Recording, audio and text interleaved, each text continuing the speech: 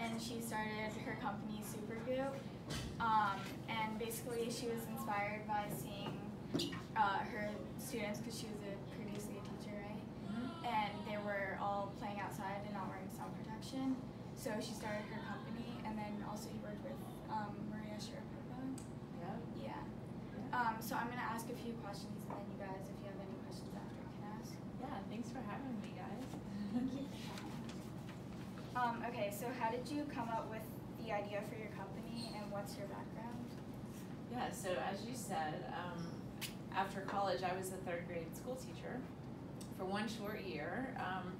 I felt a little claustrophobic in the classroom, but I've always loved to teach, and I grew up with two entrepreneurial parents, and so creating and looking for a white space was always something we talked about in my childhood. But it was actually much later in life, when I was in my early 30s, that a good friend of mine was diagnosed with skin cancer. And my other good college friend was going through her residency in dermatology, and we were talking about how did this happen at such a young age. And what I learned from that was that she said, you know, often it's the damage that's done every single day over the course of a child's youth that turns into skin cancer, and of course, you know, the lines and wrinkles and aging that happens to most people when they get a little bit older.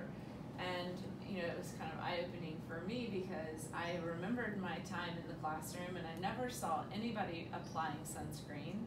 And you know, y'all are outside all the time in the middle of the day during peak hours and after school and sports, and you know, how many of you have reapplied your SPF today? So I won't put you on the spot, but you know, for me it was like, well, what is that fun and playful brand that's like doing unique, you know, delivering SPF in a cool way, so that I could give consumers something that wasn't already on the shelf at the store. And so I felt like, you know, my role was to, like, you know, dream about SPF like nobody ever has, and develop formulas that were beautiful, and they felt great, and they looked good on your skin, and they were multifunctional, meaning they delivered extra benefits in other ways, in an effort to get people wearing sunscreen every single day and reapplying it, you know, frequently and generously. Those good adverbs. So. How did you actually start your company? Yeah, so I started, my original idea coming, because I was a teacher, was to put Supergoop, which was our first everyday formula. So like there's two ways, my original idea was to get it into school classrooms. I didn't go straight into retail. But also, you know, it took a couple of years to figure out how do you make a sunscreen. It's an over-the-counter drug, so it's regulated by the FDA, as it should be. And, you know, it was really, for me, just a learning, figure it out thing. So I was like, there has to be a better way to do SPF. There has to be a cleaner, healthier, feel-good way to do it. And so it was really just like a lot of Googling, like who are the chemists that really nerd out on SPF and like figure out how they're gonna make a sunscreen, because I didn't know how. And so fortunately today you can Google just about anything, and I started learning about those chemists in the country that were, their expertise was in sun care, and started talking to them about, what if we did one without this irritating ingredient that I see in every SPF, and what if we did one, and a lot of them thought I was crazy, and they were like, well, you'll never get the claim, and I was like, well, let's try. And you know, you just kind of, I think it's always your job as a young entrepreneur to be, you know, just relentless in what you believe you can do, and you know, really you have to just take with a grain of salt the skepticism that comes from the world, because if they weren't skeptical, they'd do it themselves. And so, you know, it's up to you as a young entrepreneur to be just completely passionate to no end about being able to do it. And sure enough, we accomplished this first everyday formula, creating something really beautiful that felt great on the skin, that was water resistant, and it didn't have oxybenzone, and it didn't have parabens for the preservative system. So it was a really clean chemical SPF that was able to achieve what we wanted it to in regards to protection, but but do it in a clean way. And what I found in the process was, so often people have this, connotation of like sunscreen is icky and sticky and it feels gross, and I only wear it if I'm at the beach and I have to. But in the process of removing all those icky ingredients, we created this beautiful formula that like people love to wear. So at that point, when we had a formula, it was like, okay, now what do we do? And of course, my original idea was we go to school classrooms, and the category of SPF was really sleepy back in 2007. This was 10 years ago, and schools were not ready to hear that they should be supplying kids with sunscreen. But I managed to garner about 5 schools, and those schools had parents that were appreciative that said, can you go to where do I buy this? And that was sort of when I pivoted and said, I'm not going to be able to scale this in schools right now, but I think I could probably tackle retail. And so again, for me in that, it was like, what's a barcode? You just kind of get online and sort of start figuring out, based on what else you see on the shelf, what do you have to do to put a product at retail? I've always loved to sell, so the sales part was simple, and I knew I just had to decide on my channels for distribution. Where did I want this formula? Did I want to go the route of grocery stores, or did I see prestige or skincare, or what felt right for me as a brand story to tell? And then you just keep putting one foot in front of the other, and here we are 10 years later, and we have this amazing distribution at Sephora and Blue Mercury and Nordstrom, and we really take very seriously our distribution. I've always thought about distribution like, you should think about your buyers, which are the people making decisions about what products come into the stores, and you should always be okay with inviting them all to a dinner party, and know that you could leave the room and leave them all at the table, and nobody's going to be like, oh, she's in there. So I always kind of think about it from the buyer's perspective of where would your mother be okay with my products living in this world, and so making sure that all of our retail partners really played nicely together and complemented each other, and yet still sort of achieved my mission, which was to change the way the world thinks about sunscreen. So I had to have good solid distribution. That's the long answer. How did you market your product outside of schools? So yeah, it's a good question, because it was really only in the last couple of years that I've totally understood what good marketing will do for a product. And of course, if you with the exception of I needed a great look and branding and packaging, which is all marketing, which is something that I think always just kind of came naturally for me to what do I want this product to look like? With the name Supergoop, I wanted a very clean product. I wanted to make sure there was a lot of white space, which we still today maintain. And so, it was really early days. The marketing was much more thought about of what do I have to do to build this brand and have it appear like I want it to on shelf.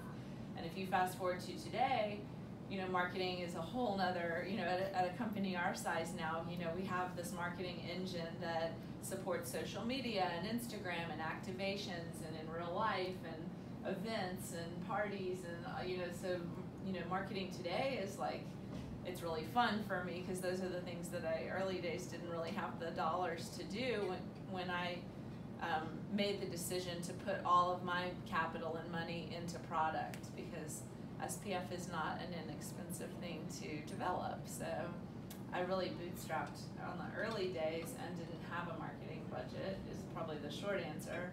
And then, as you grow and your sales continue to double every year, or whatever path you see your trajectory, I think then you can start letting loose on a little bit of the dollars to put back into marketing your products. What were some high and low points of starting your company? So definitely an early low point was learning that SPF in schools was an over-the-counter drug and prohibited on school campuses, because that was my whole business rollout.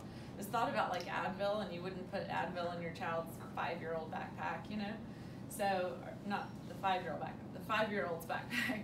And so, I think that was a big, oh my gosh, what am I going to do? Because now my whole plan for this sunscreen was to like put it into schools.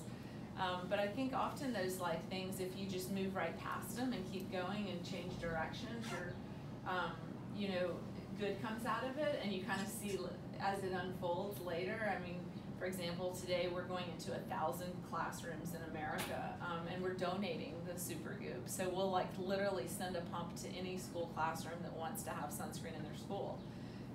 We couldn't have paid for that early days, but now through our retail partnerships we can. So, you know, the low points have always eventually turned into like a real positive for our brand. And so when that starts happening 1, 2, 3, 4 times, you kind of, I hate to say welcome those like controversies, but you start to be confident in that they'll turn into something positive in the long run. You may not know what that is at the time, but you know, once you have a few of them under your belt, you kind of go, oh, this sucks, but you know, I know at some point I'm going to look back and this will really shape, you know, our product. I think another good example of that was when we launched in retail, and you know, like the conversation around, you know, this was my vision for this brand has always been year round. You guys need to wear SPF every single day. It is critical. It is the #1, you know, sign of aging on your face. It's 90% of everything you don't like when you're my age about your face happened when I was your age and I failed to put SPF on. So it's like, you know, I don't know where I was going with that, but I had to shamelessly plug the fact that you guys, your skin is beautiful right now, and you need to make sure and apply your SPF in the morning and reapply it in the afternoon. And I think, you know, having early days, that conversation with retail, sometimes they didn't understand and they'd want to distort you and blow you up in the summer, and you had to like, I had to stay true to like, no, I need to look just as pretty on Christmas as I do on the 4th of July. And you know, it gets frustrating when some people don't see your vision that way. So, you know, those were some of the low points. Some of the high points with launching Blue Mercury, for sure. I think, you know, this brand's always looked a little bigger than it was, and I think, you know, every day picking up that phone and not knowing who's going to call and want to partner with you or collaborate with you, or those are definitely all high points. You know, 2 years ago we hired our president, Amanda. Definitely a high point, having somebody come in and help run the company and really have a strong woman role model that had experience in her career that was not, did not parallel path mine. And so I think, you know, that was always like a huge, like, exciting part for me, because I thought, well, gosh, you know, we were already killing it, and now we're bringing in a whole nother level of leadership to really continue building on the momentum of the awareness of the brand. What's your favorite product and why? Oh my gosh, that is like asking me to pick my favorite child. And I'm passionate about SPF. I dream about every formula that we bring to market. So I really do have I call it my SPF wardrobe. So I have, like, on any given day, like 8 different products on. So, you know, often my favorite one is one that's launching a year from now, because we've been testing it and we're behind the scenes working on so many things for like 2019 and 2020 that I get really attached to. And those are products that are not on the shelf yet. So, okay, but if you're gonna make me pick one, I really love our body butter. It is the most beautiful blend of, you know, just like luxury. If you think about like a luxurious lotion that's not the least bit sticky or greasy, and your skin just drinks it up and it protects and it smells amazing, and I'm like completely guilty of putting it on at night because I love it that much. So that's one of my favorites. Our sun-defying sunscreen oil, I think, like leaves you with this nice glisten, and this year we launched Glow Stick, which is the portable version of our oil. So it's so nice because you can throw it in your bag, and if you have a, you know, a sundress on, or if your shoulders are showing or anything, you can just kind of like, you know, dabble it on, and your shoulders just glisten, and it looks just, your skin looks so healthy and youthful and beautiful. And so I think this year, glow stick is great, and unseen sunscreen and matte screen. I call those are like sister brothers, and matte screen is our exclusive with Blue Mercury, and it's just this like great primer that has this very universal shade. It's like an Instagram filter in a bottle. And so it like literally just makes your pores disappear. It's magical. I love it. And then unseen is more the universal, boy or girl. Guys that try it are like, okay, you're kidding me, this has SPF in it, because it completely disappears. It's invisible, weightless. We like checked all the boxes of why you might not like SPF, and it has caused quite a few arguments in my house, because my son, who's 10, has switched from using everyday, which is more of our just lotion basic, which I can always see on his skin because he misses rubbing it in because he's 10. He started wearing unseen, and I cannot see it. And it's like, I have to ask him like 5 times, do you have sunscreen on? He's like, Mom, lay off. You created this to be unseen. So that's an exciting one for us, I think. We think that there's a time and a place for all of our products. So it's not about finding like one SPF. If you're really gonna commit to wearing SPF every day and reapplying it, you need to find like 4 or 5 things that work for you. And maybe that's like the powder that you can reapply in the afternoon, and if your face is shiny, it just totally mattifies. Or our makeup setting mist, which is just like this blend of rosemary. It smells amazing. I use it even when I don't have makeup on. I just like to squirt it because it feels so good. So, but I think just that's our job, is to give you guys what you need to make it easy and easy to go about your day. Does anyone have any questions? You guys can pass the cupcakes around also. Oh, I have a question. Were there any moments when you were building your company where you felt like, I don't know how I'm gonna keep doing this, like it's too hard? And then how did you get through that? And what were those moments? That's a great question, and yes, absolutely. Entrepreneurship is like this roller coaster that is just like, some days are great and you're on this high because something fabulous happened, and then some days it's like, oh my gosh, what have I done? And like, I am in so deep now, and it's just scary. And I think that I don't know, I think that probably entrepreneurs answer this so many different ways because everybody finds their path. But for me, I've always felt like asking for help is one of the most important things that I can do, particularly if it's something that I'm not strong at, because you don't have to, as an entrepreneur, kill it in everything you do. You just have to be passionate enough to keep figuring it out and keep pivoting. So, whenever something was like awful and I couldn't figure it out, I was really resourceful, and I just went and found the help. And many times my little brother, who's like 7 years younger, he would say 7, I say 6, than me, is a really smart guy and really good with numbers, and was an investment banker in New York. And numbers are not my thing. I could not wait to hire my first like accountant or somebody to like invoice even, run those spreadsheets. And so, but I knew that he was, and I went to him really early, and I was like, we got to figure this out. This is not a good use of my time right now. I need to focus on product. And and I think when you're willing to ask for help, people really want to help you. And another good example is finding Amanda. 2 years ago, I knew that we were at this point where it was time to put our foot on the gas. It was time to build a team, and I knew that I wanted that team in New York, and I live in Texas, and everything pointed to I needed some help leading and running this company. And so I'm gonna go find out how do I hire a president, and everybody's willing to help along the way, and here we are. So I think one of the most critical things is that you don't get frustrated. If you feel passionate about what you're doing, you just figure it out and ask for the help you need, because there is help all over the place.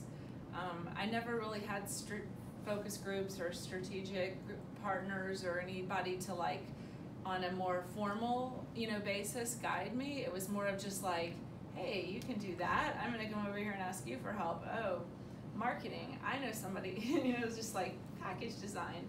Do you know how to do Photoshop? Can you teach me? And just kind of figuring it out. I think one of the pluses in that is that you learn a lot about yourself in the process and what you're good at and what you bring to the table that nobody else can bring. And that's when I realized that, you know, what is that job I can't hire? I cannot hire somebody to sit right here and tell you guys how I did this. And I can't hire anybody to probably fire you up about wearing SPF every single day either, as much as I am, because I am that passionate about it. And developing formulas that, you know, I dream of. Obviously, I can't make somebody else dream of the same vision, and the vision is what I think, you know, makes me so excited. But, you know, the logistics of all the spreadsheets and all the stuff that goes behind the scenes that actually makes this company grow and grow and grow, I realized I needed help for that. So, great question. How long did it take for you to see a profit in your Amanda, how can I Give that to me.